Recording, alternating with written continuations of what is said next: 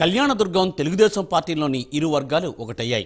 TDP రాష్ట్ర ఉపాధ్యక్షుడు మాజీ ఎమ్మెల్యే ఉన్నం హనుమంతరాయ చౌదరి, ఇన్ఛార్జి మాధవనేని ఉమామేశ్వర్ నాయుడు ఉమ్మడిగా మీడియా సమావేశం పెట్టి ఇకపై తామంతా కలిసికట్టుగా పనిచేస్తామని ప్రకటించారు. గడిచిన ఎన్నికలలో ఉమామహేశ్వర్ నాయుడు ఎమ్మెల్యే అభ్యర్థిగా పోటీ చేసి ఓడిపోయినప్పటి నుండి రెండు వర్గాలుగా నియోజకవర్గంలో పార్టీ కార్యక్రమాలు నిర్వహిస్తూ వస్తున్నారు. 2024 ఎన్నికలలో ఎమ్మెల్యే అభ్యర్థిగా తమకే అంటూ ఇరు వర్గాలు పోటీ పడుతున్నాయి. అయితే అధిష్టానం వీరిద్దరినీ కాదని ఎస్ఆర్ కన్స్ట్రక్షన్స్ అధినేత సురేంద్రబాబును రంగంలోకి దించినట్లుగా సమాచారం అందడంతో వీరిరువురు ఒకటయ్యారు. టీడీపీలో కష్టపడిన వారికి టికెట్ ఎవరికిచ్చినా పార్టీ జెండా ఎగరవేస్తామని ప్రకటించారు.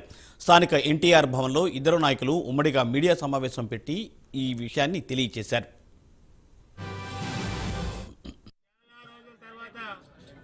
మనందరం కలుసుకోవడం చాలా శుభ పరిణామం. కొన్ని అనివార్య కారణాల వల్ల పార్టీ కార్యక్రమాలు విడివిడిగా నిర్వహిస్తున్నాం.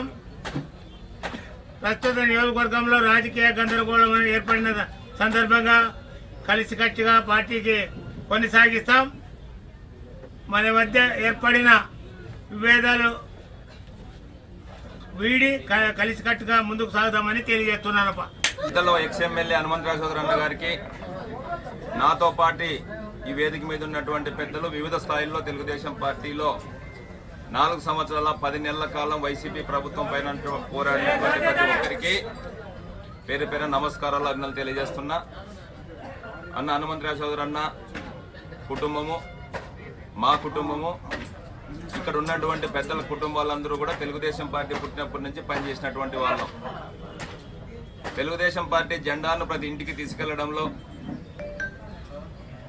ఆశతో కాకుండా ఆశయంతో పనిచేసినటువంటి ప్రతి తెలుగుదేశం పార్టీ కార్యకర్తలు మనమంతా పనిచేశాం.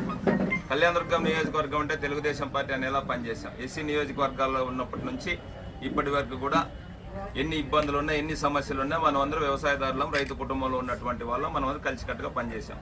కొన్ని అనివార్య కారణాల వల్ల కొన్ని విభేదాలు వచ్చి, అన్న హనుమంతరాయ చౌదరి అన్న చెప్పినట్లు విభేదాలు వచ్చి పార్టీ కార్యక్రమాలు, పార్టీ జెండాను వదలలే. పార్టీ జెండాను వదలకోకుండా విడివిడిగా కొన్ని కార్యక్రమాలు చేసుకోవడం జరిగింది. అయినా కూడా మనమందరం కూడా పార్టీ బలోపేతానికి మాత్రమే కష్టపడ్డాం, కానీ వైసీపీ పార్టీని ఎదిరించడంలో అన్ని రకాల